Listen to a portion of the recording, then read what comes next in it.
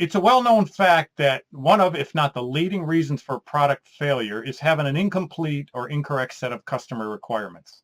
So this tutorial is about the CAGE model, and the CAGE model shows 7 critical voice of customer requirement categories. 3 of these categories will improve value, 3 of them will detract from value and add unnecessary cost, and 1 of them will create new value. So what you'll learn in this tutorial are 3 things. Well, 1 is what the CAGE model is. 2, you'll learn these 7 categories of customer needs that impact a product or service's success. And then the 3rd thing is we've added 12 minutes to our original video with tips and strategies moving forward with the model.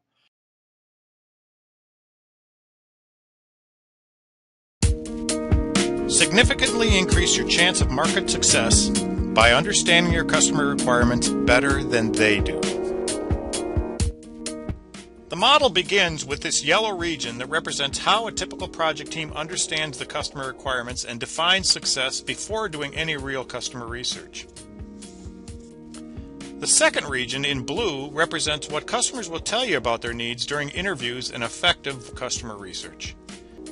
The third region, our target region, represents a bullseye, what sells.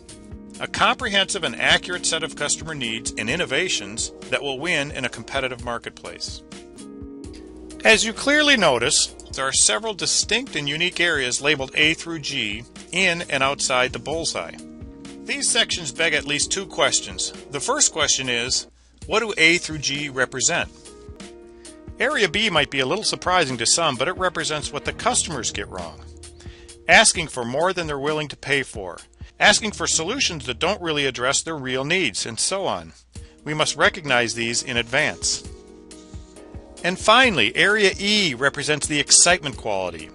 These are the gold nuggets, the innovations, the wows customers won't tell you about because they don't know about them yet. These innovations will differentiate your offering, give you a competitive edge, increase your market share, and provide higher profit margins.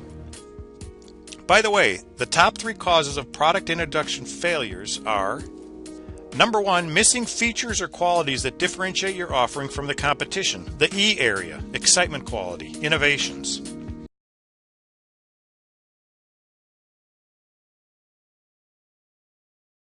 And we'll start with the D elements.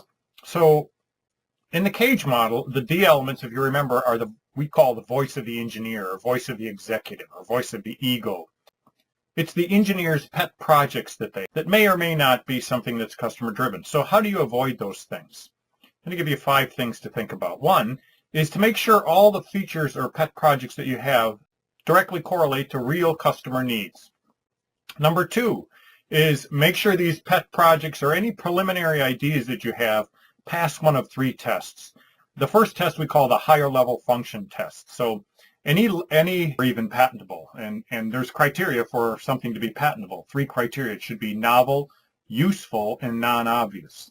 So here's a couple examples of products that maybe weren't really that good of ideas. So remember what the C elements are. Those are insights that you get directly from classic customer research. When you spend time with your customers, you're going to learn a whole bunch of things that you already knew, but you're also going to discover some new things that you didn't know. You also want to consider the whole cradle to grave experience that your customers have.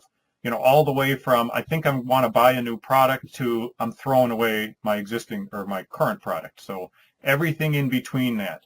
So how do you get these excitement quality issues? You get those by questioning and challenging the conventions, your current conventions and your current assumptions, by seeing possibilities before they become obvious, by breaking the established patterns and looking at the situation from multiple different perspectives. We call this lateral thinking, and there's a whole lot of different lateral thinking lenses that you can use to look at your situation differently.